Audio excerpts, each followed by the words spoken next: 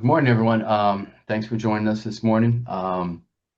As usual, we got a few announcements. I get start off, and then we'll get moving along. So, I think most of you have done a great job.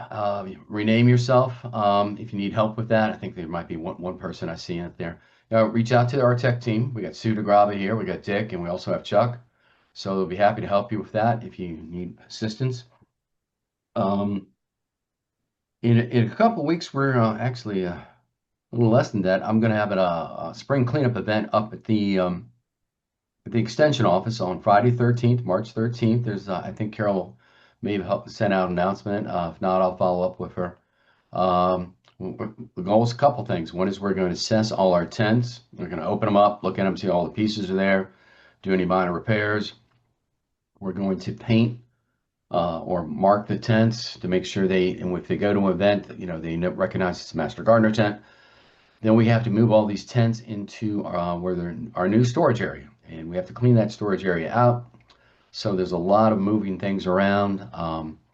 If I can use help, a bit of help with that, that's for sure. So if you're around that day, that I would greatly appreciate it. I know a little later on, Dave Colicchio is going to talk to us about our plant sale. That's coming up here on April 25th. Just a reminder that then our next meeting will be in person at the fairgrounds, at the Montgomery County Fairgrounds. And we're going to have Amanda Ray speak in person. And she's going to be talking to us about form and function in the native garden. Also, when we're there, when we have in-person events and at our plant sale, I have a number of this wonderful publication from the University of Maryland Extension, um, Maryland Native Plant Guide for the Piedmont region. That's us. We'll have copies of that there. They're all $10. So I'll bring a box or two over with me, and so I'll sell them in person. I've sent out some notifications to some master gardeners from last year who may not have entered any hours. Still might get a couple more emails out. I know some people, there was reasons why they didn't do hours. Some people, I'm not sure. I haven't heard back from them. So I'm in this process of trying to evaluate the status of several master gardeners, maybe with low hours or no hours. Maybe they've moved, maybe something else. So yeah, just work with me on that. I might see some more emails going that way. Um, During spring break, probably around St. Patrick's Day, that would be a goal. I'm going to send out the announcement to any folks who are interested in the Master Gardener training program that takes place this summer. This is the Montgomery County one. It's in the month of June. It's primarily during the day on Tuesdays and Thursdays, combination of online and in person. And then we'll have one meeting on Sunday. The goal is to try to complete the program in the month of June. Sometime this summer, I've got a tentative date. We're going to host the Grow It, Eat It. I'm going to call it Summit. There's probably another name for it at the Montgomery County Extension Office. And that's sort of what's on my list. I probably missed up a few things, but I fortunately have Linda. She's going to follow up with me, and she has several more announcements to give to you. I'll hand it over. Great. Thanks, Steve. Hey, Steve, I have a question. To buy the book, cash, check, or what at the next meeting? Cash, thanks, Linda. It could be Okay. cash or check, and what we may do to help with somebody, myself, I might collect all the cash and write one check and just kind of make it easy. I'm just trying to facilitate the system there, which is Dave and Sue know it's a system, so we'll try to work it out. So cash or check, yes, Linda. Thank you. Okay. Great. All right. Can I ask you a quick question? Just at the meeting next month, will you bring uh, oops, will you bring All right. the lanyards for the new master gardeners that you've done that in the past? We have, the box and the lanyards with the name tags on them so that people can pick them up.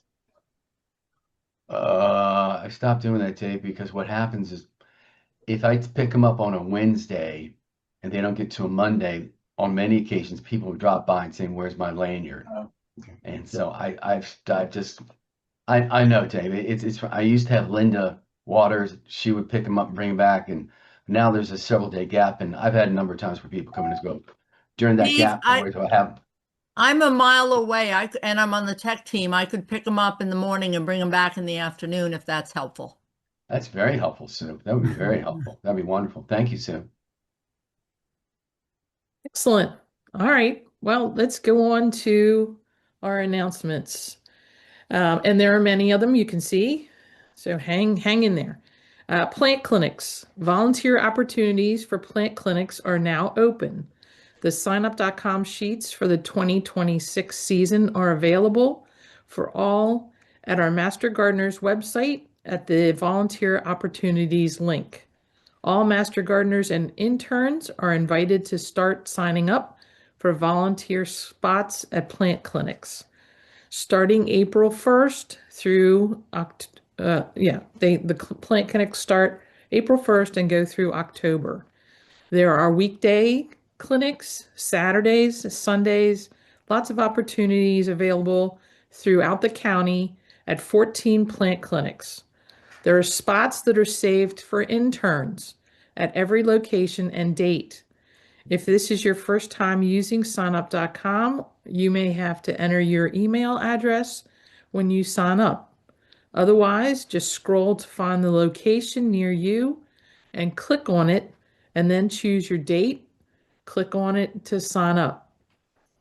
If you have any difficulties or questions, feel free to send an email to the co-chairs, Jeanette Diamore and Ann Claxton.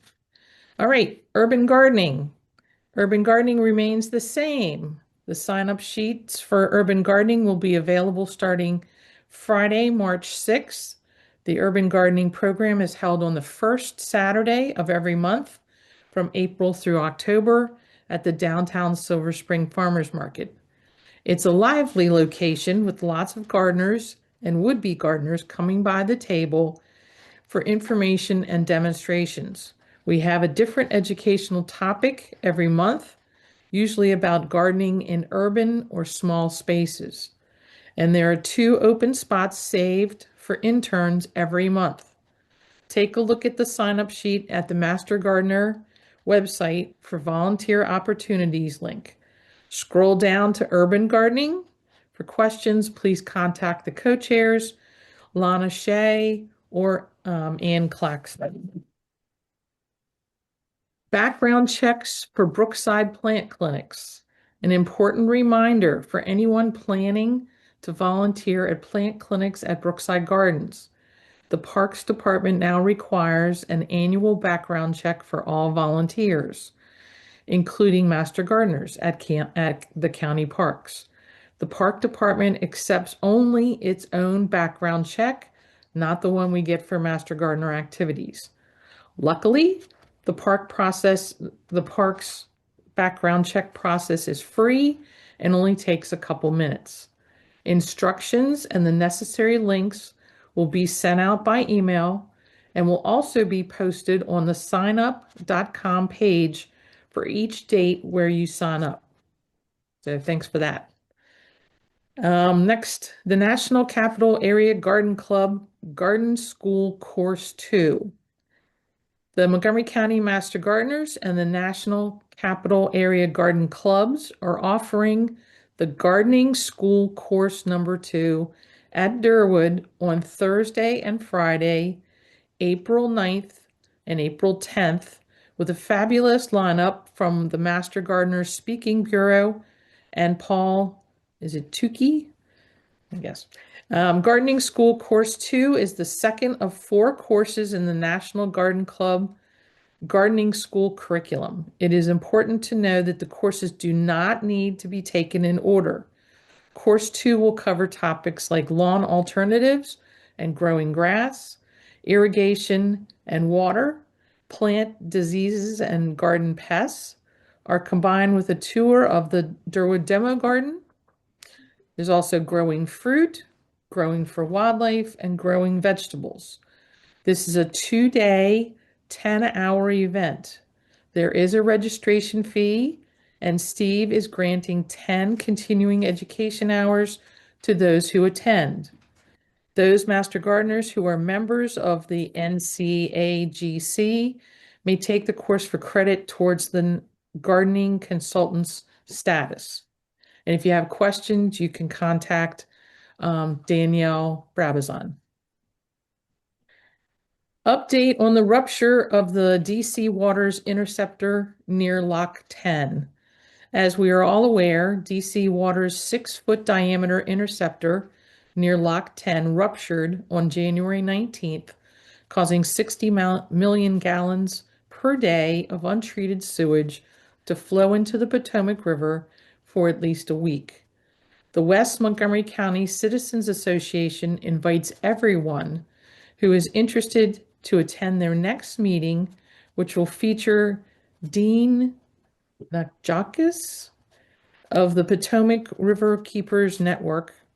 He will give an update on what's been done to prevent further contamination of the Potomac, what more needs to be done to help wildlife and aquatic life recover, and what he expects in terms of remediation efforts. This meeting will be held on Tuesday, March 10 at 7:15 at the Potomac Library. And our final announcement is just a reminder again from Steve that he's doing a cleanup. They're going to organize all the educational supplies and the tents, cleaning out the Ballard room, cleaning out the shed, and putting everything in its final resting space. So we need your help in organizing and labeling supplies and all those other things. The date is Friday, March 13th, so that's a week from tomorrow, from 10 to 2, and Carol has posted an announcement with a link to sign up. So just check out Groups.io. All right, that's it for announcements. Yay! Moving right along. We're going to do our recognitions for the month. And this month we're looking at the task forces. This is our wonderful tech team. Several of them are here today. So Chuck is the man in charge of chairing the committee. Sue DeGraba and Dick Evans are also on the line today. Tina Burke and Gina Becker are also members of the team. And I think they're adding a few people, but not yet. Anyway, so thank you, tech team, for everything you do. We appreciate it. Social media is covered by Bev Carriger. And recently there was a post about having Master Gardeners help us spread the word about Montgomery County Master Gardeners. So it helps if you follow our links or Facebook page, Instagram, Threads. If you follow those, if you share them, that's a plus. If you like the posts, that's a plus. And making comments are always a good thing. We want to get our name out there. The other request is to send pictures of Master Gardener activities to Len and Bev so they can post them. And also for Len to use in his end of the year PowerPoint. But also send pictures of plants, insects, or anything that you think is of great interest that you see or that's growing or whatever, because she can post those things as well. They're very interesting to other people. And we have about 3,600 followers on Facebook, and we want to build that up. And we're just starting on Instagram and Threads, so the more we can post, the better. So thanks, Bev, for taking care of that, and hopefully the Master Gardeners will start sending you some things. VMS, want to thank Katie for her work. I was looking through VMS the other night. There are about 500 people listed. I know about 400 of them are Master Gardeners, but the others are interns, people on hiatus, and emeritus, and she still has to keep track of all those people. She's processing over I made this up, 20,000 requests for hours. I'm sure it's much more than that. I can't imagine it's even 20,000. I'm sure it's much more than that. But anyway, but she also provides data for us for state Master Gardener reports. I always ask her to print out the years of service recognition. She resets passwords. She troubleshoots VMS. So lots for her to do, and we want to thank her for all the things she does. Spring Sprouts is also a task force. So it's on April 25th at Durwood. There's going to be a plant sale, and Dave's going to talk about that in a minute. There'll be demo garden tours and maybe other things going on up there, and a few education tables. So it'll be a full day of activity. And then I want to thank our webmasters. So Yeah, Renew is always a vital presence. Larry's starting to get involved in doing some of the webmaster um, um, behind the scenes work. And Sherry Borsky is the person who takes these videos that are taped and edits them for replay. So thank you to all those people for their work. And then I want to thank two others, Tracy Katoski and Dave Ottolini. They were responsible for putting together an intern survey, and that went out in December. They asked general questions about the Master Gardener class and the volunteer experiences that people had, and asked if people wanted to get together. Were there more questions that people had? So they held a Q&A session on Zoom for the interns last month, and that went really well. Lots of questions were answered, and I think got to share what the interns had been up to, so that was good. And Tracy's planning an intern meetup on Saturday, March 21st, sometime after 2 p.m. You can show up at the Brookville Beer Farm. Please RSVP to Tracy so she holds enough table space. And I think that's it. So I'm going to stop sharing. And Sue, you're up to talk about dues. Okay.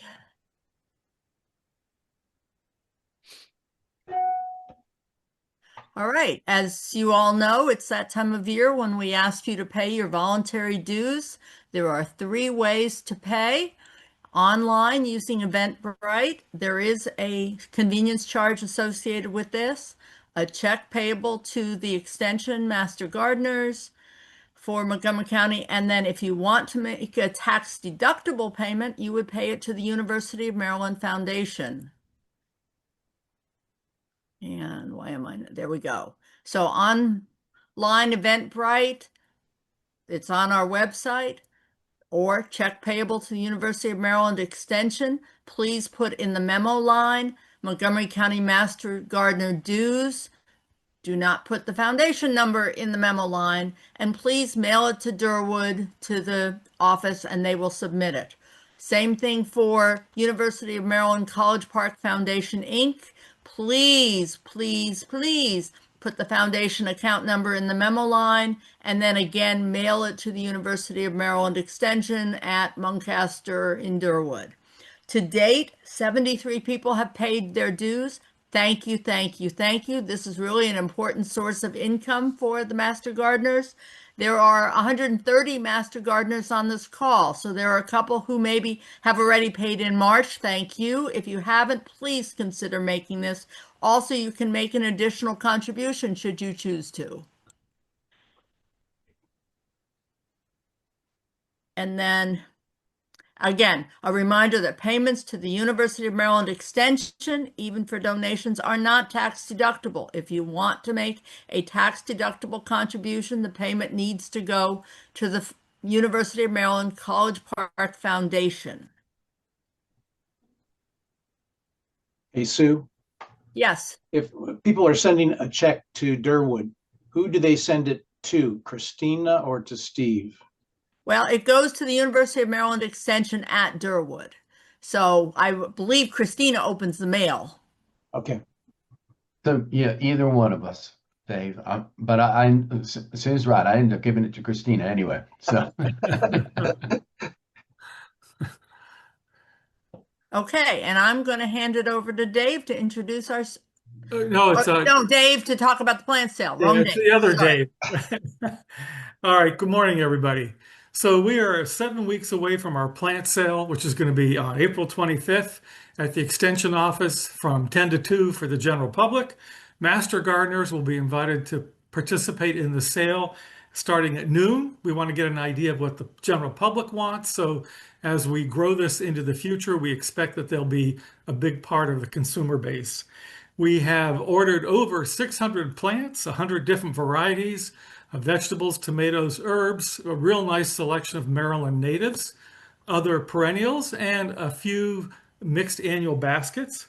I do want to add another shout out to one of our volunteers, Leanne Gilletley, has led a really dynamic team of folks, created some beautiful signs that will help customers identify the plants that are for sale.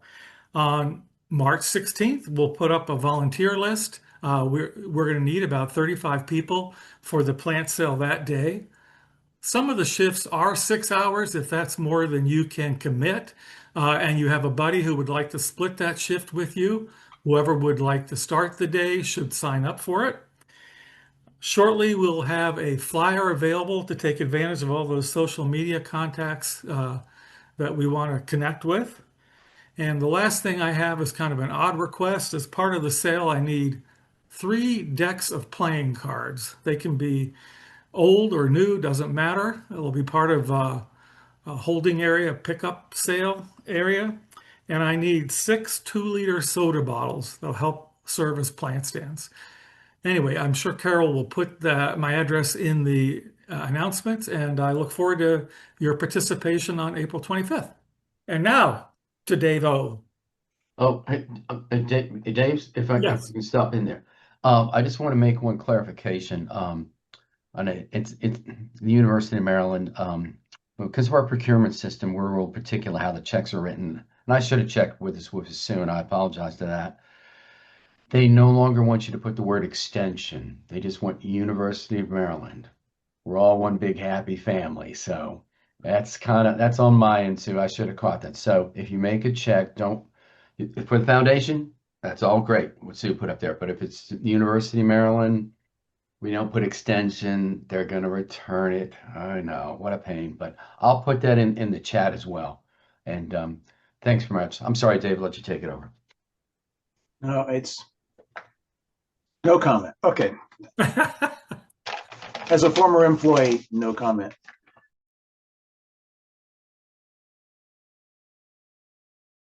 All right, let's go. Alonso Abogadas is a well-known naturalist, local naturalist, environmental educator, and storyteller in the Washington, D.C. area. He's a natural resources manager for Arlington County Parks, Virginia, and was the longtime co-chair for the Beltway chapter of Region 2 of the National Association for Interpretation, the professional association for naturalists, historians, and docents for 20 years. I don't know how he could do that. He's only 18. I don't know how he did that. He was awarded their Regional Outstanding Interpretive Manager Award in 2018, and at that same year, the National Master Interpretive Manager Award. He's been trained as a Master Gardener, was made an honorary Virginia Master Naturalist for his role in starting 2 chapters, and serves as an instructor for numerous chapters in both Virginia and Maryland. He's held several offices, including president of the Potomac chapter of the Virginia Native Plant Society. He was declared a regional environmental champion by the Audubon Naturalist Society, which we all know is now called Nature Forward, in 2020.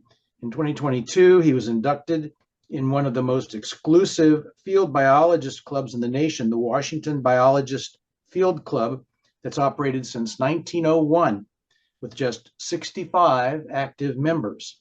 With numerous mentions and appearances on TV, radio, podcasts, and the press, he invites you all to check out his NAI Interpretive Section Thomas A. Media Award-winning Facebook group, Capital Naturalist. That's a mouthful. His Capital Naturalist blog and the Capital Naturalist YouTube channel. And with that, Alonzo, you're on.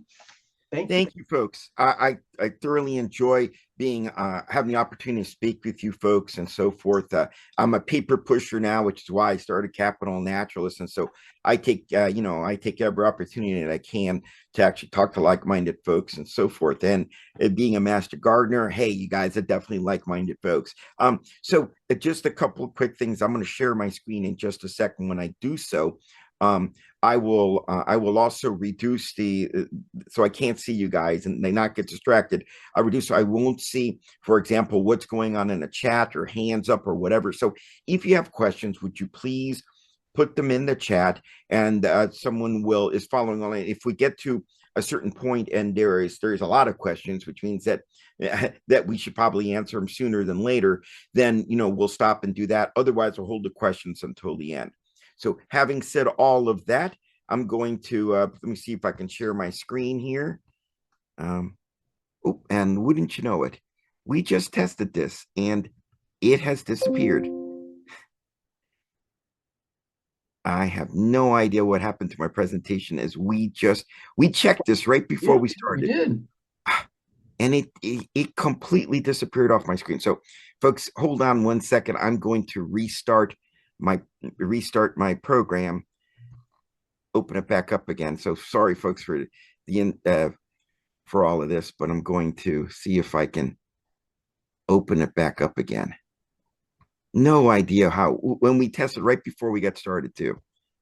Come on, open up. While we're waiting, I just want to remind everybody, if you have not renamed yourself to show both a first and last name, to please do that. There are a good number of people, and I'm starting to send you messages. All right, I think I got it just open now. Let me see if I can reshare it now that here it is. So it got closed for some reason. Go figure. All right. All right, can you guys see that? You got it. So I'm going to shrink you guys down and I will start the presentation. Again, sorry for that delay. So folks, again, I'm going to talk a little bit about being better neighbors, as it were, with wildlife, and particularly birds and things like that, and what things you can do to kind of encourage them onto your yard. So I'm talking basically about what birds eat, things like that, and how you can provide for them. Okay. So again, some shameless self-promotion. If you don't follow me in Capital Natchez, please do. I have a fairly successful Facebook group. I have 39,000, something like that. I have over 800 videos on my YouTube channel and so forth.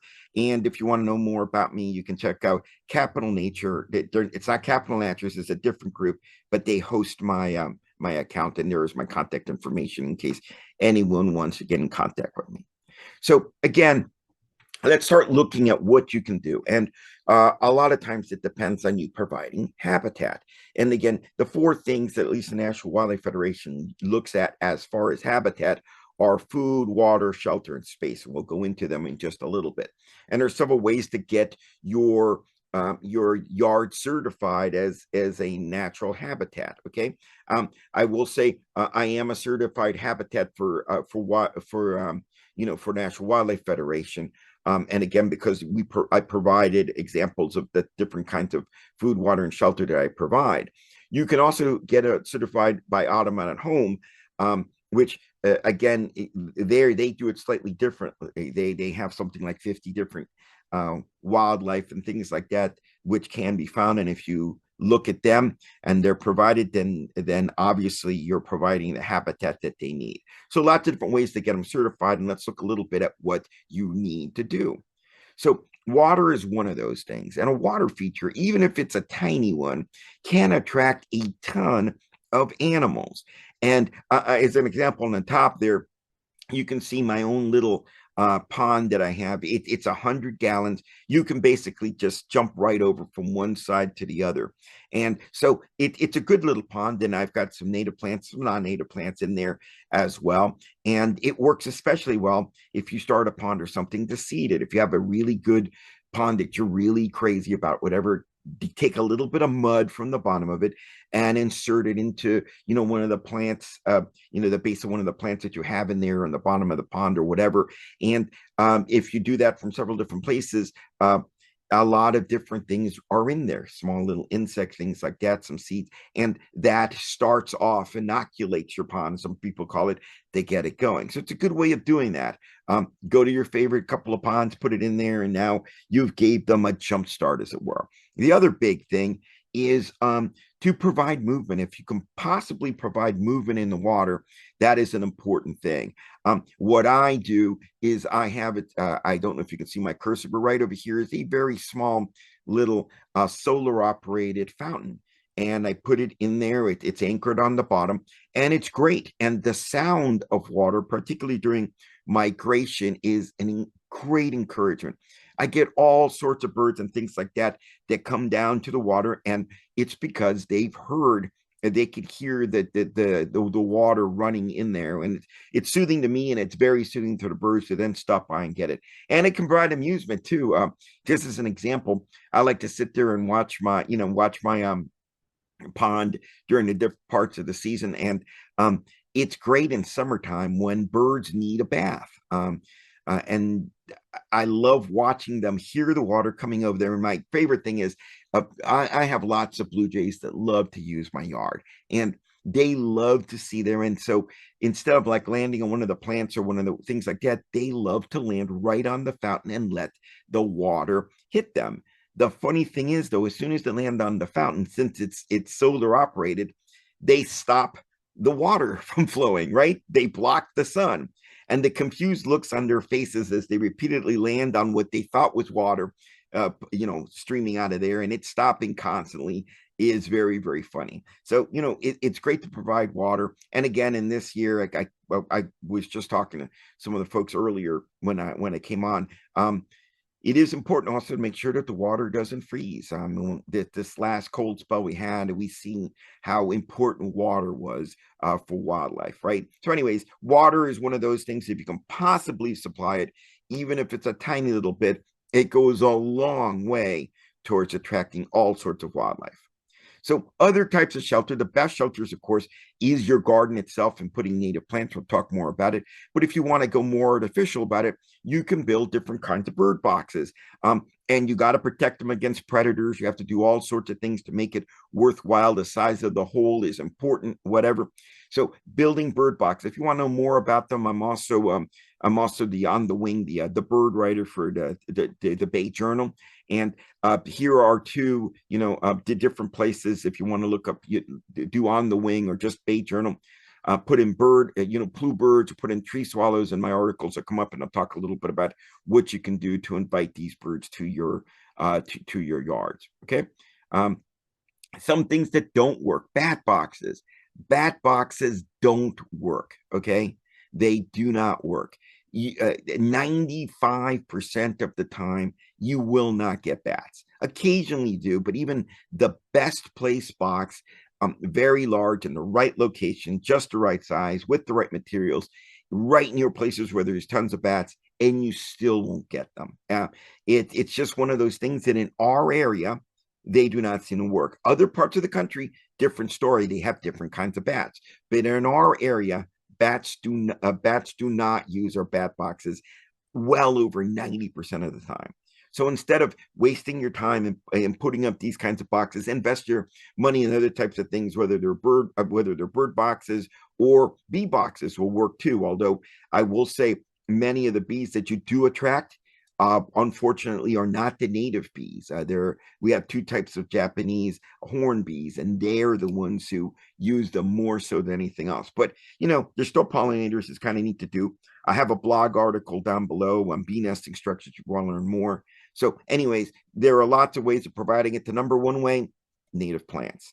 So the other number one way of providing food is also native plants. So feeding the birds won't just work. Okay. Yes, it's nice to do it, in particular when it's a rough season that we just passed. Or if you're putting up hummingbird feeders and you change it regularly, because it does, the thing does go bad. You don't want to poison them. The usual rule here is on tax day, April 17th, put your bird feeders out.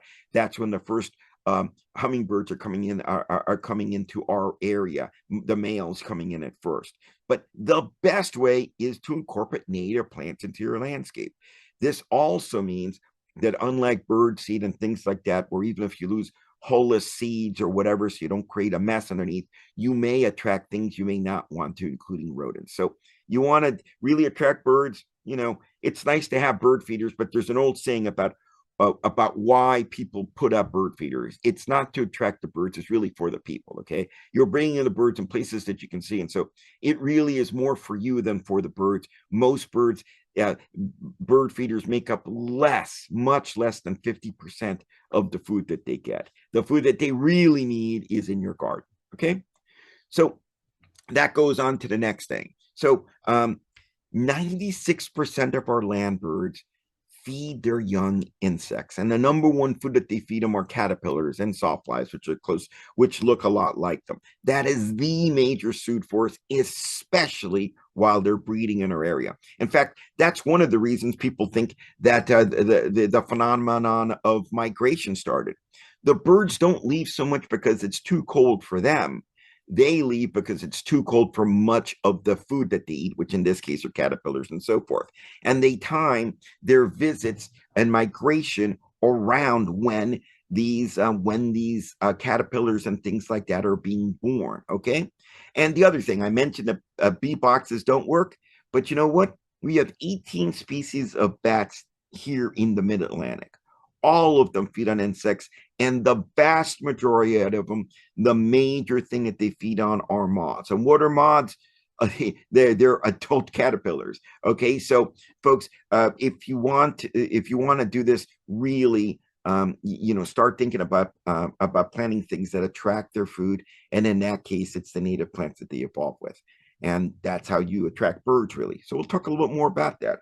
So let's talk a little bit about one very common bird in a study that was done right around here. So Carolina chickadees, which are the ones that we see here during the summer and so forth, and year round, really. To raise one brood of 3 little chicks, you need over 9,000 food items, the vast majority of which are caterpillars, okay? So they did studies right in our area about how to do this, and they figured out that for the territory of a Carolina chickadee, if you have them in your yard, if there is not 70% native biomass around there, you cannot support chickadees. Okay, this is just for chickadees, but many people use that as an example for everything else. In fact, chickadees, because they can feed on bird seed, are actually more forgiving than many other types of birds. And so if you're attracting chickadees, you're attracting many other kinds of bird as well. 90% of the food that they get are insects, okay? Birdseed makes up almost very little of it. And if you don't have 70% or more native biomass in that chickadee's territory, you have 60% less chance that they're even going to try to nest, okay? And those that do nest have 1.5 fewer eggs and 1.2 fewer birds actually fledge, survive being out of there. And those that do survive, they come out later, they weigh less, and you really cannot sustain a population. Oh, but I feed the birds bird seed. So they looked into this, and when they did studies, again, right in our own area and in the Baltimore area and things like that, they found many of the birds that were using the bird feeders. However, when they found their nests that were associated with these chickadees, they found something kind of horrifying in there. Because they could not get enough of caterpillars and other insects to feed them, they started feeding them seeds. And most of them were stuck in the gullets of the chickadees that they were feeding, as the young were dead inside their nests. They cannot feed on just birdseed.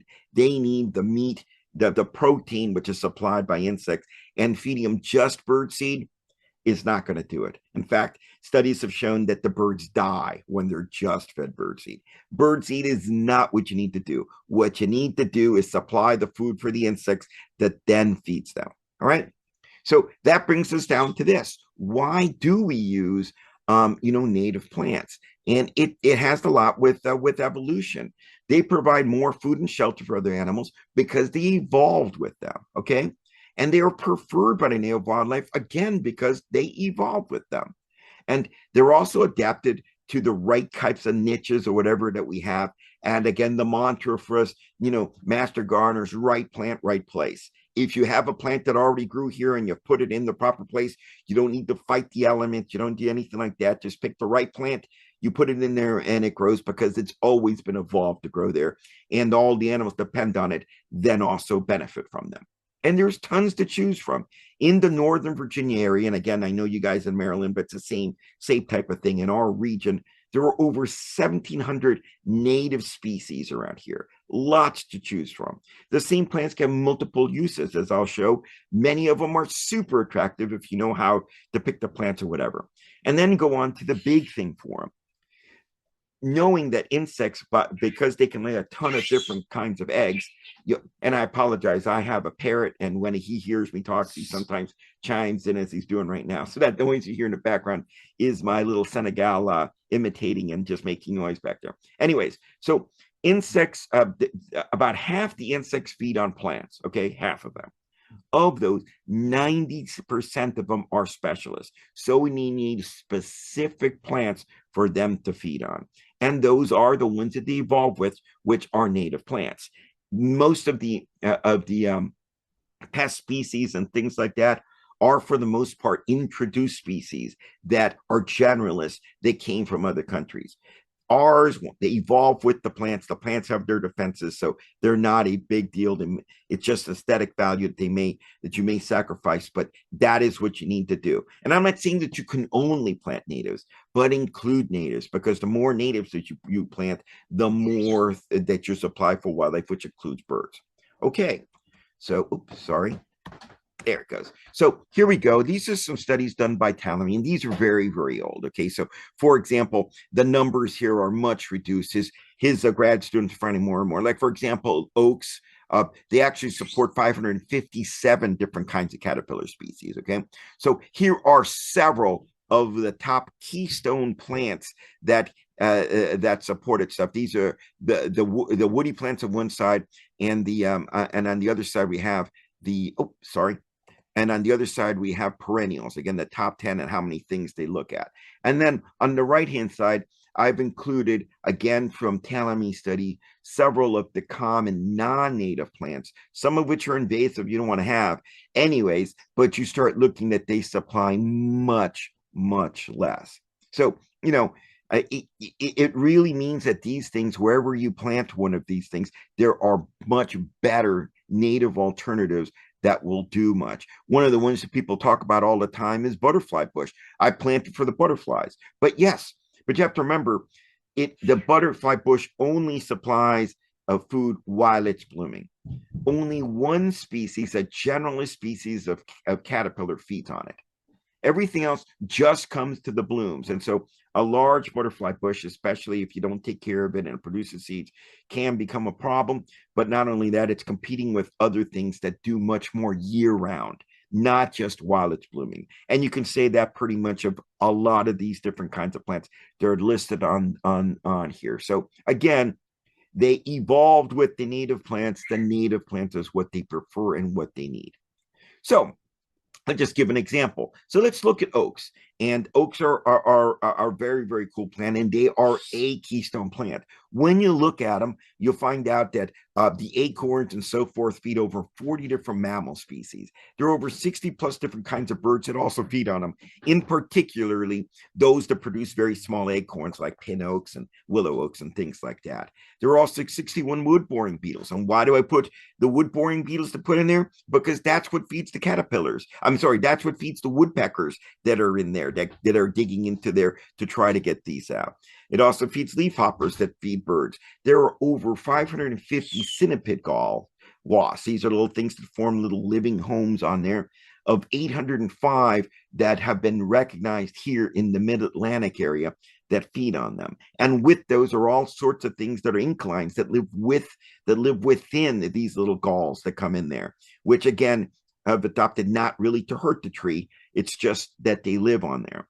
And as I mentioned, 557 caterpillar species in the Atlantic, 934 across all of the USA. So again, we're looking at oaks, and we know that they're a keystone species. So when we lose a canopy oak, we're losing a lot of things that also do on. And again, over 600 species solely rely on it. I'm not talking about mammals like a squirrel. Okay, there are no acorns around this year, so I'll eat something else. There are over 600 species, particularly gall species, that cannot survive with the oak. If the oak were to disappear overnight, 600 species will disappear with it as well. So, folks, it's an important plant, and planting the right type of oak in the right niche can go a long ways. All right. And this is all spelled out with Doug Tallamy and a lot of the things that he's put in there. The latest one he just had is How Can I Help? That's the brand new book. I have not finished reading it myself, but he's put out all these different books out there about what you can do to do this. And because oaks are so important, he put out a whole book just on oaks. If you want to know more about it, I don't know how many of you guys follow John McGee on his Native Plant podcast, but it's a wonderful podcast, and he's invited me to be there to host and on numerous occasions. And knowing that I love Doug Tallamy, you can actually, if you look up the nature of oaks or whatever on the Native Plant podcast, you may recognize my voice as I was on one of the hosts for that particular day or whatever. So there's lots of neat things about these things and whatever. So he talks about it. He's an entomologist, so he knows insects and he knows how connected they are with everything else. And then he says, look, there's no way we have space for 1,700 plants that in our yard. Gotcha. But the good thing is that he figured out that if you plant 5% of the genus, 5% of the groups of plants, the families of plants, host 3/4 of the caterpillar species. So by planting just the keystone species, you can go a long ways. And that's what we have to do. In Arlington, as an example, we are down to 10% natural lands left. We think of Arlington, we're concrete. 40% of Arlington is paved, okay? So we have very little to work with, and we're fighting invasives, which are a big problem, and replacing with native plants where we can. And we have to pick and choose, and we always do choose some unusual plants in the right habitat. But we also know to supply the best wildlife value, we pick the ones, some of which are examples right here that definitely feed the most wildlife. We compromise and give them the things that'll supply the most because we have so little left in Arlington. Okay, I'm being honest with you as a natural resources manager there. And all of these go forward to putting together what Doug Tallamy calls his homegrown national parks. If you were to take all of the major national parks that we have in the USA and put them together, they would not even come close to amounting to all of the land that we have in our own backyards and communal areas. Okay, like and so what we need to do then is convert as many of them as we can, and then we would have the largest national park ever, because we have more land on our own private property than are available on national park property. And again, it's a good example is Arlington. If we only depended on 10% of the natural lands we have in Arlington, we would not have a ton of wildlife. But thankfully, we have lots of master gardeners, tree stewards, master naturalists, and things like that, which do have converted their yards as an extension of our parks, and the wildlife has benefited. Okay, enough about that. But let's continue on, because some people don't realize a couple of other interesting things. One of which is that many people know that with the caterpillars have host plants, right? You like a good example, of course, is for the monarchs, you need milkweed. Without milkweed, you don't have monarchs. Okay, that's their host plant. Well, that a lot of people don't know as that many bees do that too. We had 450 so bees both in Virginia and Maryland. Okay, and of those, 25%, 1/4 of them are oligolectic, meaning that they need the pollen of specific plants or they cannot survive.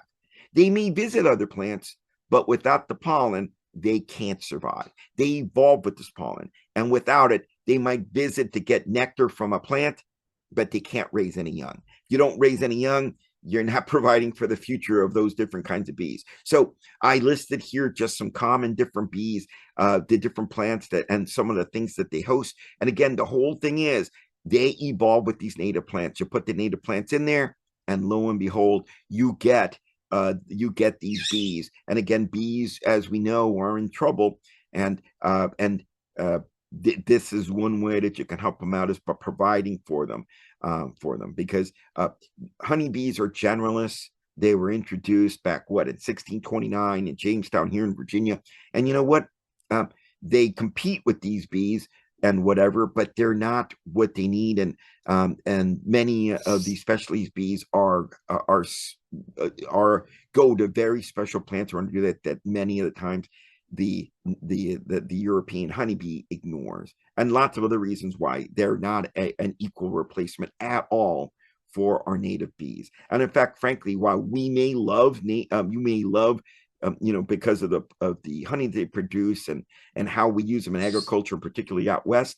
But if they were to disappear, frankly, it would not make a difference for all the native plants, because here, especially in our area, a lot of the pollination is already done by our 450 or so bees, and not the generalist bees, which just goes to whatever is out there. Okay.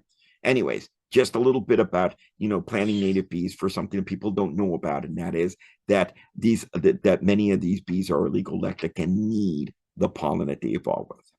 So let's just look at a couple of quick examples at keystone plants. And one of these is goldenrods. And as you can see over here, there are over 40 different kinds of goldenrod species in Virginia. It's very, very close to the same in Maryland as well.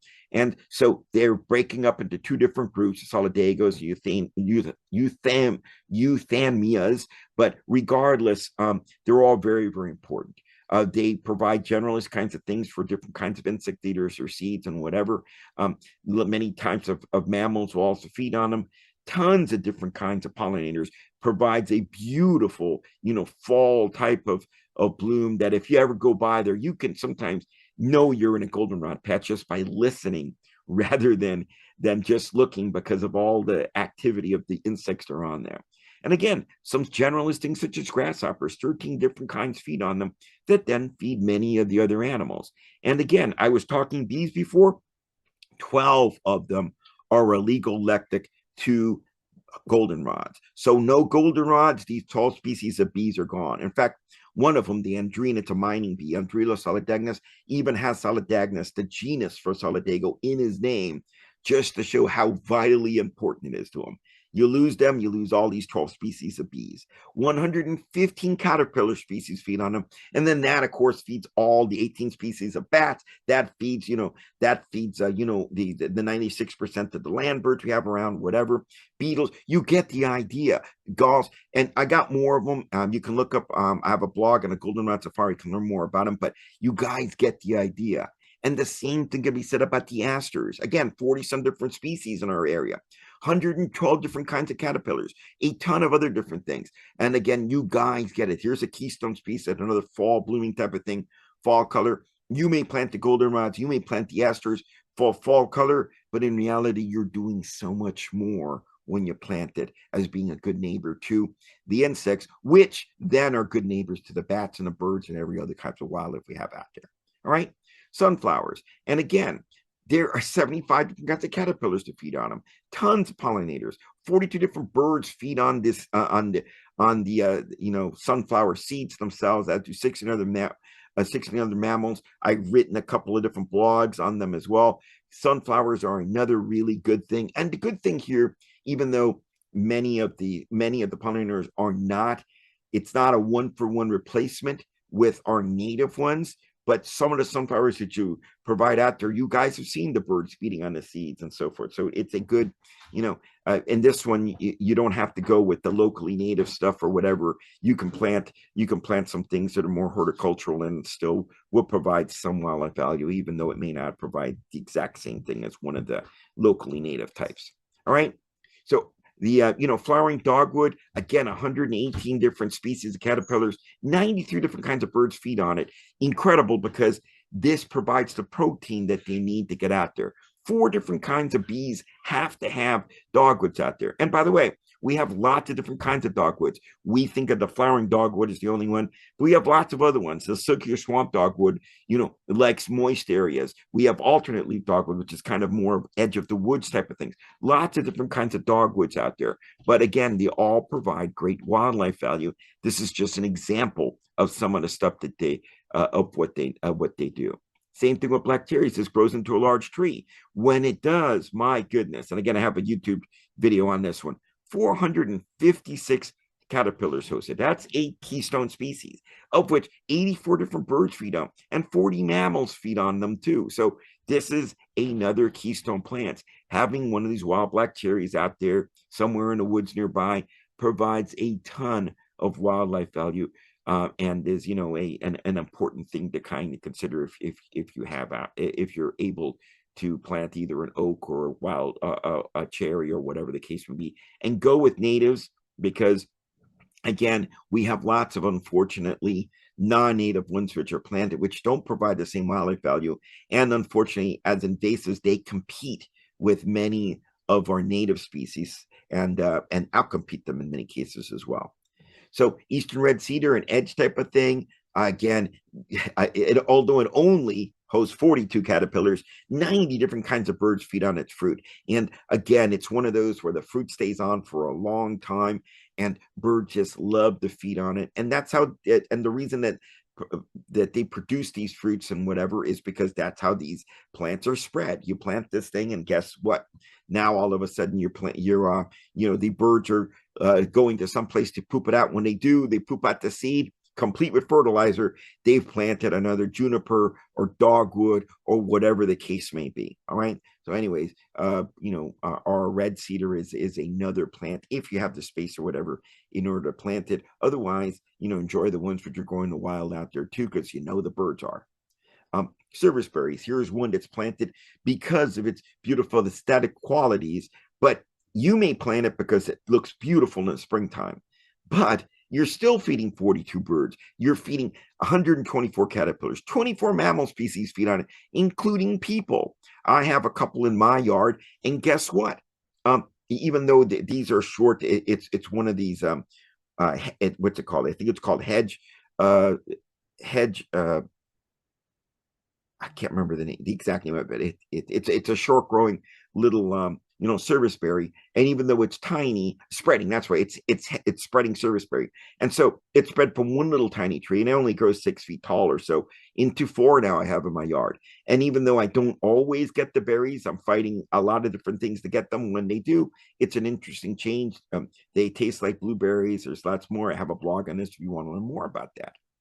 Now, another thing that goes along with what I just mentioned, edible landscaping, is planting strawberries. These, look here, they're growing in my driveway, okay? They're in my driveway in the cracks, and I just put them in there. And when I do, 81 caterpillars feed on 53 birds. There's one illegal electric bee, one bee special has feed on, and tons of mammals. I have a YouTube channel on this. And again, this is different from what they call the false strawberry, the Indian strawberry, the barren ground strawberry, and it's different. Our native strawberries have white flowers. The non-native ones have yellow. Our strawberries, although they're tiny and delicious, the seeds are embedded into the skin. If they're on top of the skin, then it's actually, unfortunately, this invasive false strawberry, which unfortunately is very common in our yards. Now, it's not poisonous or anything like that. It just doesn't taste good. But again, here is edible landscaping, and not a very picky thing. Just, stick it in the ground and whatever, and it does fine. In fact, I unfortunately rarely get strawberries now. Why? Because not only do I have to fight the native chipmunks and robins that feed on them, but now my son, when he was younger, has taught the neighborhood kids that I have it in there. So I have to fight the kids to get any strawberries too. So, but that's okay, because I know that it's still providing wildlife value, even if I only get an occasional strawberry these days, because I have a lot of competition with the neighborhood kids. Anyways, here we go. American holly is an evergreen. Again, it hosts 39 different species, and this is kind of one of those that you need 2 of them, right, for this thing to grow. You need a female tree in addition to male tree, and the berries are not preferred by the birds. This is what many people call a starvation food. They're still on the trees, and that's why people use for Christmas decorations, whatever, because it's green and it has the red berries deep into the woods. You still go out there now, and there's still some of these American hollies that have berries on there, but that's okay. And the reason that it's okay has to do that when they need it, and some people say that the longer it stays out there, the more that it's chemically affected by the winter and so forth, to make them more palatable. But when we have flocks of bluebirds, robins, waxwings that come through, here is a ton of berries on there that come at just the right time. February and March, when nothing else is available, then it becomes a lifesaver for them. Okay. I got some more information on there as well, linked on this. And again, this is one of those, slow growing tree, evergreen tree. But you know what? It's not a favorite, but it has its uses because it's one of those starvation foods. It has the food when they need it. Same can be said about the winterberry hollies, okay, which is deciduous holly. This is all, again, provides food. You see the robins and the mockingbirds all feeding on there. They are in here, and this is called winterberry because it holds its berries well into the winter as a beautiful decorative thing. But the reason it does that is because it's not preferred by food. But when they come through, when they really need it, it's there to feed them. Northern spicebush, it only hosts 11 caterpillar species and only 17 birds have been documented as feeding on there. So why do I include such a tree? Well, because it's deer resistant. And in most of our woods these days, unfortunately, deer are a big, huge problem. Overpopulation of deer. We're right now running a deer management program here in Arlington. This is an important thing because if we don't get the deer numbers down, it affects everything, not just the deer rarity, the kinds of plants and all the animals depend on them. One of the things that they don't like to feed on is spicebush. When they're feeding on spicebush, you have a problem because they hate it. Okay, but it still provides food and so forth. And if you have an issue with deer or something like that, this may be a decent alternative to come in there. There's other things too. You can look up a little bit more on there because it's edible. It can make teas out of it, all sorts of neat things about spicebush. Now, wild grapes, a lot of people destroy these things thinking they're strangling our trees. No, they evolve with our trees. If they would have killed off our trees, they would have killed them off a long time ago. Okay. On the other hand, it provides tons of food, 79 different caterpillars, over 100 different kinds of birds, tons of mammals. So here in our area, we have about 7 or so that are native in our area, and they provide a ton of wildlife value. So where you can, please leave the grapes. You can trim it down. There might be a little wild place or something like that where you can allow this to survive. And when you do, you're benefiting a lot of birds. By the way, many birds also they peel off the bark on this, and many of them, in fact, some of them have to have it in order to build their nests. And not only that, provides a ton of cover. This is a favorite place inside a grape group is where a lot of times low nesting birds will nest as well. So viburnums, we have a lot of different species of them around here, provide a ton of different wildlife value. You can find some that grows in a wet, some that can grow in a dry. You can find different looks for them. They're very aesthetically pleasing as a plant, plus a lot of wildlife feed on them. So viburnums are another good one. Elderberries too come up everywhere they can take a ton of different kinds of chopping down. They're used to having beavers chew on them because it has a hollow pith. It is a favorite for 30% of our birds are, of our bees nest inside hollow tubes and things like that, which is why you want to leave, don't be so quick on a cleanup. Leave, cut them a foot high, leave your plants as much as you can over winter because there are insects, including bees, living inside of them. And because this one has a very light pith, they can really like to use them. The flowers are decorative and the berries, oh my God, again, 120 different kinds of birds feed on this, okay? Again, this right here, this is where the woodpeckers came in and got the bees that were inside there. So again, there's lots of different things, 40 different kinds of caterpillars. So if you have a chance, leave some of these things going in there because it's a good plant of it. And again, you don't need to buy it in lots of cases, although it's a cool one to sell because birds bring it around anyways. And if you find one or whatever, think about leaving it grow there because it provides such good wildlife value. If you're attracting hummingbirds, color is the big thing. They don't have a sense of smell. They don't have anything like that. But usually, if they're red and tubular, then they attract hummingbirds. And here, I put the different kinds of things that are native that the hummingbirds love to go to in case you're trying to attract them. But more importantly, also what other things depend on them. So if you put azaleas in there, and the pinkster and the swamp are two of the local native ones, 51 kinds of caterpillars feed on them too. And guess what? That then feeds the birds and the bats. You kind of get the idea. So again, you're planting it for your own uses, which you want to have a beautiful plant, whatever, in the hopes you attract hummingbirds, but you're actually helping many other things as well. So I have a ton of this. I know that this is being taped or whatever, so you can come back and look at this at a later point. But again, here are tons of other things that I wrote about. And so wildlife value you have on them, just as an aside.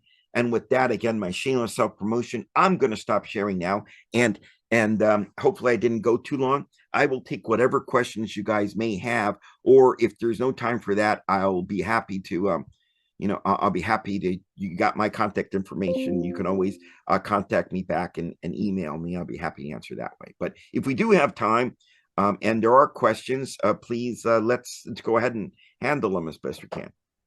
Alonzo, you got time? Vic, we ain't got questions?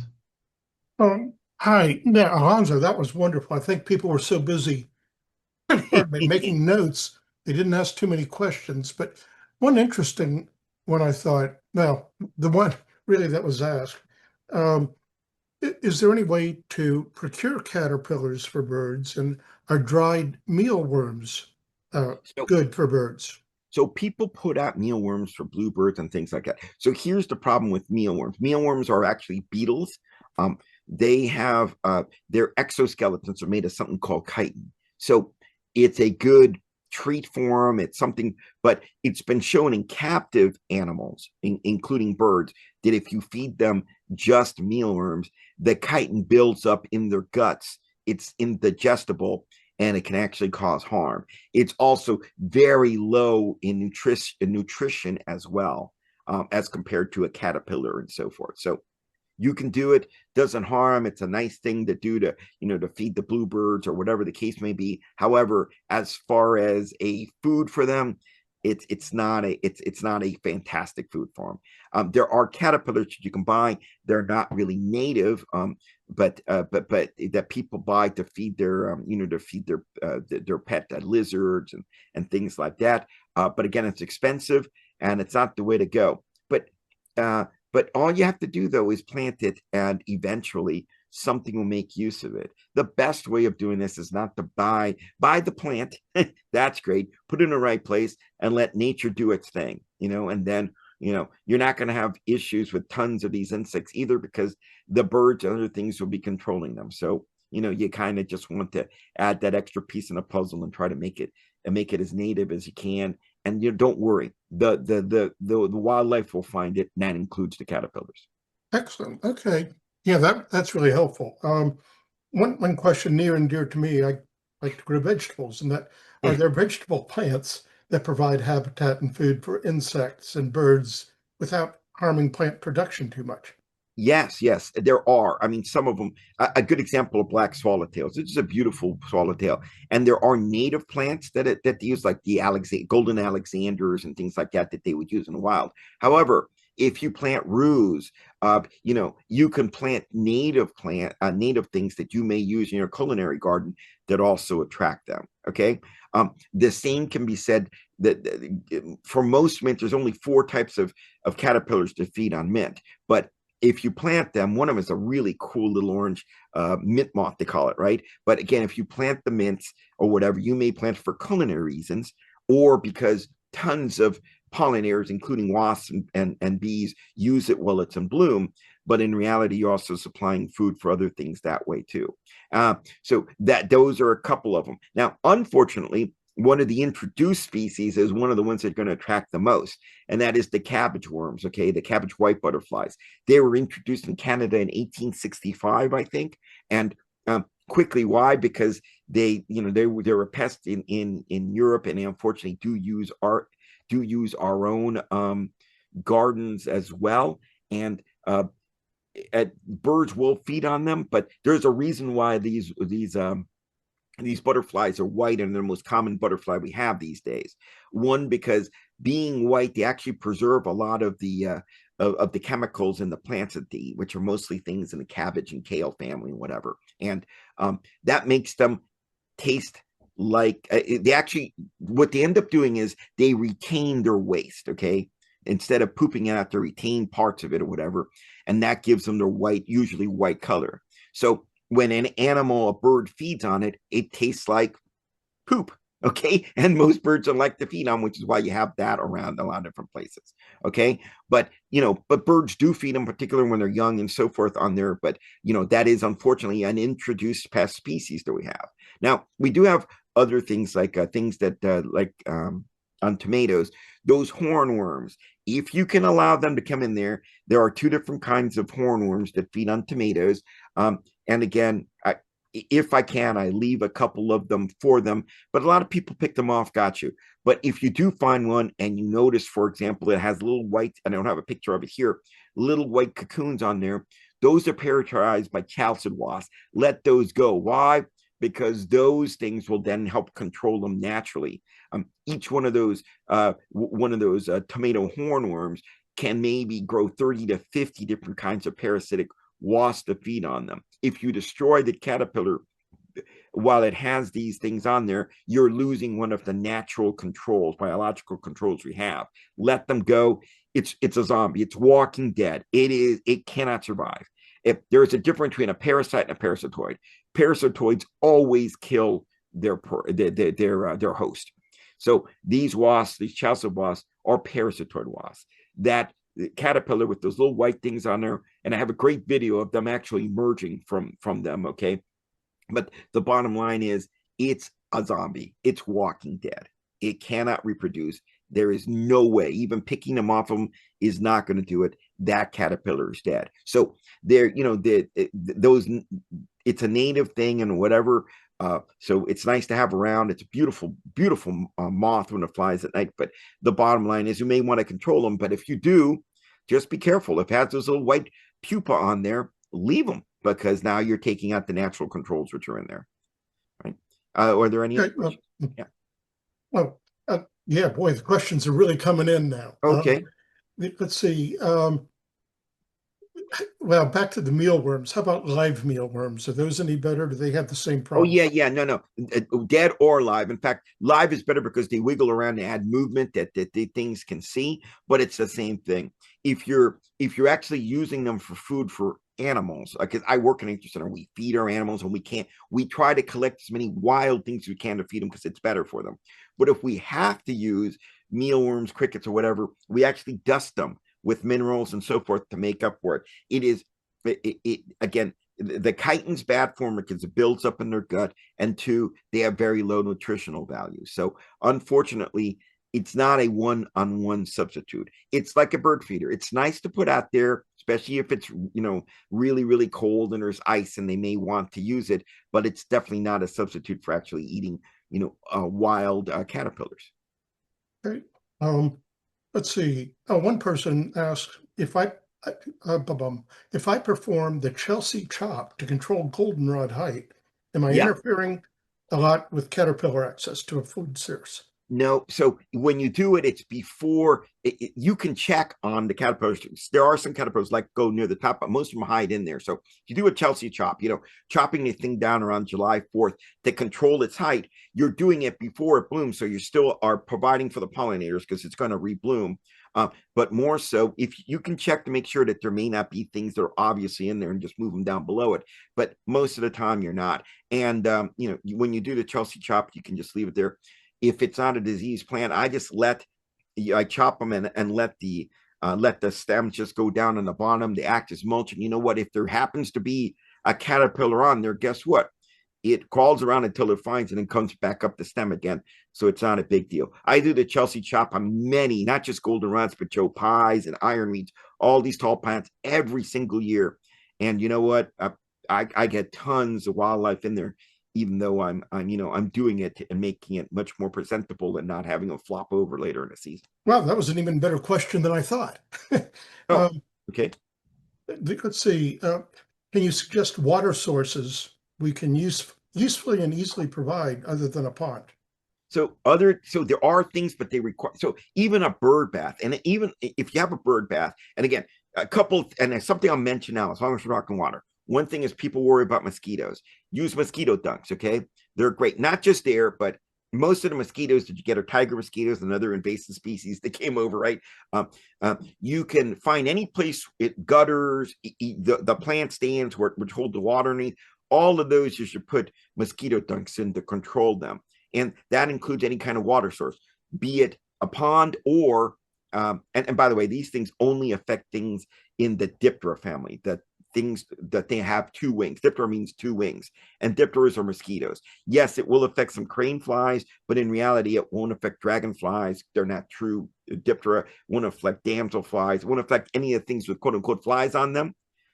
It only affects things that, like mosquitoes and things that have two wings. So you can put it in there. You're not harming the tadpoles. You're not harming the fish. You're not harming anything else in there except most of the mosquitoes. Now, you put up a bird bath. Fantastic. Put up the bird bath, put mosquito things in there, clean it out so it doesn't get any, it doesn't spoil or anything like that. You have to maintain it a lot more than a regular pond. And that I showed you the little solar operated one. There are some specifically built for bird baths. You put that in there. Now you have the bird bath, and the little flowing feature just shoots it up 6 inches, 5 or 6 inches, and falls back straight down again. Guess what? As long as it's pinned right in the middle, you've added movement to a very simple thing of just a bird bath. There are home built things where you fill up a little water bottle and it slowly drips in, things like that. But in reality, if you get a little bird bath or something like that, or a pot, you can add even movement to that by adding one of these fountains. Okay, excellent. Well, let's see, here's a broad question. My yard is largely shade. Yeah. Many of the plants you mentioned seem to like a lot of sun. Are there lists of plants that are also helpful but can thrive in shade? Yes, there are. So for each one of those, as a good example, I mentioned, let's go with two of the keystone species, right? I mentioned, for example, goldenrods. Now, yes, many of them do great bloom in the shade. However, we have zigzag goldenrod, which can grow in the shade, and bluestem goldenrod, which grow in the shade, as well as what's that one? Spreads by rhizome. Oh. Anyway, there are different niches. There are goldenrods that grow in the shade. Okay, white goldenrod likes to grow in edges and in the shade too, right? That's a solidago bicolor. What do they call it? There's the common name for it. Anyways, but there are lots of things. Same with asters. There are wood asters and blue asters that do great in the shade as well. So there are members. There's 40 some different species of each of those. Okay, locally that you can go with. Finding them is a different story, right? Because you got to make sure that one of your native plant sale actually carries them, or you might have to order them from another place, but you can find these things. There are lots of ground covers. Golden ragwort grows in the shade, provides an evergreen ground cover, and in late April, early May, sends up a tall little thing of yellow flowers, which are great. And unlike English ivy, it won't climb up the tree to hurt it.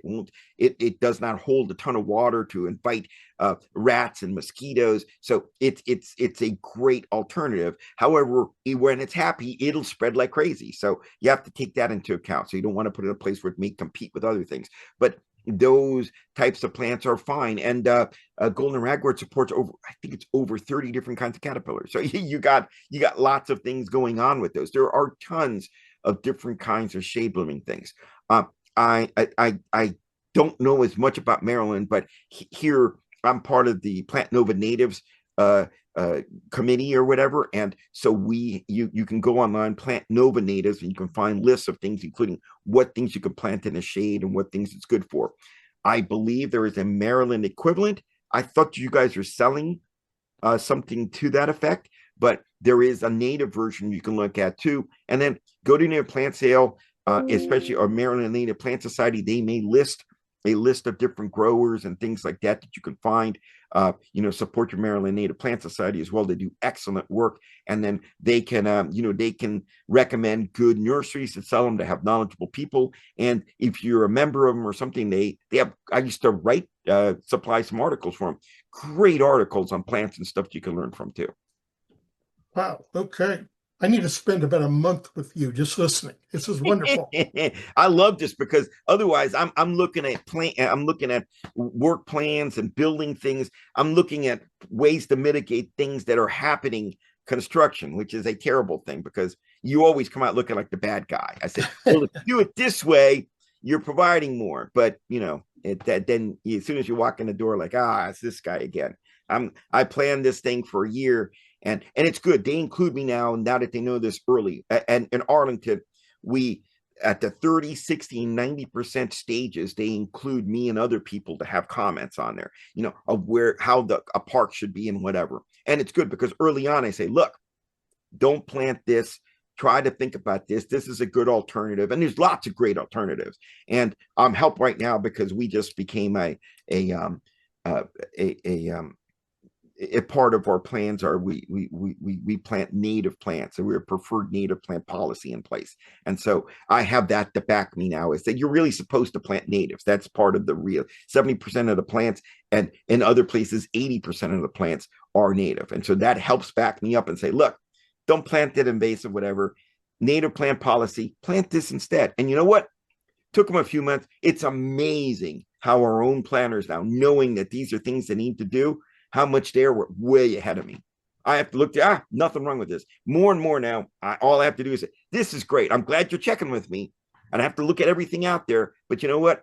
At least you've done my job for me. You guys have learned, and hopefully when I leave, they'll continue this, because I'm leaving soon. But when I do, it looks like they've at least gotten the basis of what they need to do. I love that. Yeah.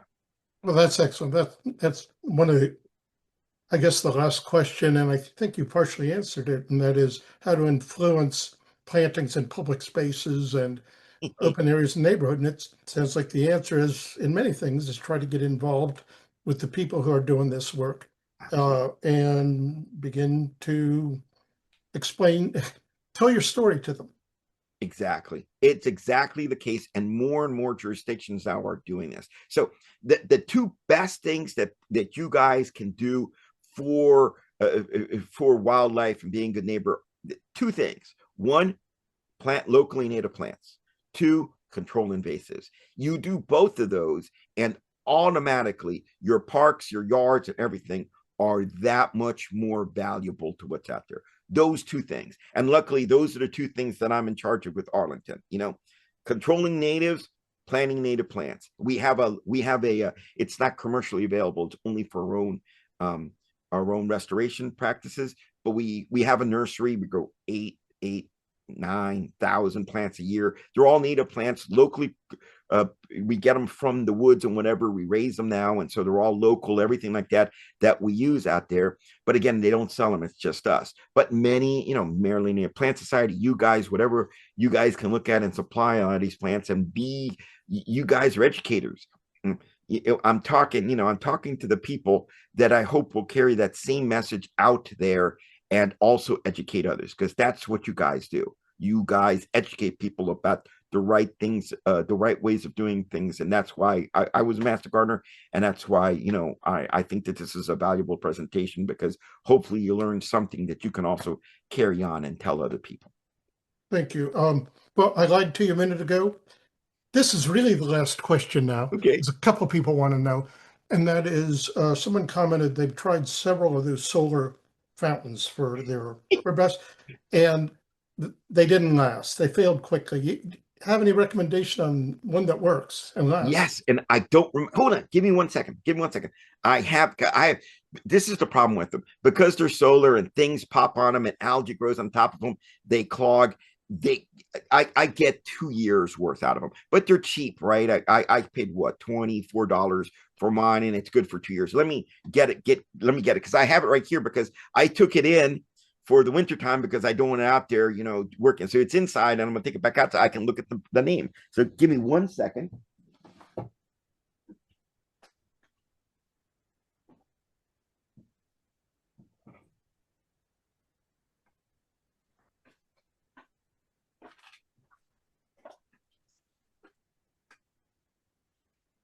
All righty. So let me see if I can get the name of the one that I have found works really good for me. It is oh God, it just says solar fountain, not what I wanted. Not oh my goodness, it does not have a name on this. How sad. I'll tell you. Oh, hold on. I kept a couple of pieces of paperwork, and I'm hoping that one of these things says it. And it, unfortunately, I cannot believe what terrible advertisement that you actually don't tell anybody what your product is. And again, this is so dirty I can't even read what's on my thing, because it's in my pond. So I do not have a good one. But again, then the expectancy on something which is out there, being affected by the elements and things like that is maybe 2 years. Could you hold it up so we can see it? Yeah, mine is again. It's again. It's got algae on there. That's one of the things that happens is the algae builds up on the solar surface. I can't see that. Okay. Oh, there you go. On the surface. And so you got to make sure that to scrape the algae and things like that, because once the solar is blocked, it's much like the blue jay landing on and blocking the sun. If this is covered by algae, then the sun can't get through. So you got to keep that. And then the other thing is on the back of it is a little tiny filter. That little tiny filter. First of all, there's a little knot on here so you can anchor it in one place because you don't want it on the edge and then shooting the water out of your pond, or you'll quickly drain your pond. But I attach it into the middle or whatever, and then this little tiny piece comes out. You can actually clean this, and that's what's going to run it. It's either going to be covered over that the solar doesn't work, or you let it get so gunky in here that the water can't come through, and you burn the motor on it. By keeping it clean, I don't even do it. I might even look at it in the summertime when the algae is worse. Once a month, I pull it out there and just scrape it a little bit and keep it going. But again, it's out there in the elements all year round. I don't take it in at night, whatever. It just doesn't function at night. But that's fine, because it's a small investment that I find really great because I love the movement. And by the way, bees love it too. They come over there and I don't know how they find it, but apparently they love to come in there and collect moisture, as do hibiscus terpes. I have them, they look like bumblebees. What's a bumblebee doing in my pot in the pond? They're actually hibiscus bumblebees. They're a legolactic bee that uses things in the marshmallow family. And I don't know how they find my place because I don't have any wetlands anywhere near me, but they're around. And it's I love it. It's a great thing, but it's temporary, folks. It's temporary. I mean, it's just one of those maintenance things that eventually it's going to be covered in gunk, or you're going to blow your motor. Yeah. Thank you so much. This has been wonderful. I confess I hadn't heard of you before. Now I've got to look you up and find everything. Yeah, well, please follow me on Capital Naturals. Like I said, I'm retiring from the county. It could be any day now. I'll be honest with you. I've put in my 34 years. I'm ready to go. So I am now looking to keep doing things and be involved. The good thing is it'll give me much more free time so that I can come and talk to like-minded folks like you folks and not have to worry, oh, I got to get this plan done and approved and looked at. I got to do the site visit. I got to do all this stuff.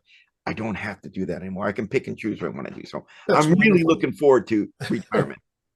Steve, over to you. All right, thank you. Thanks, Dick.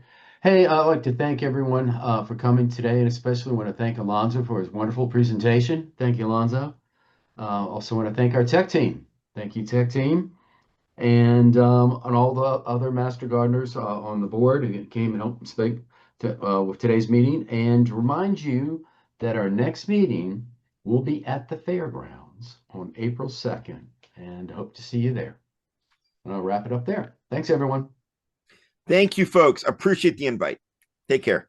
Thanks, Alonzo.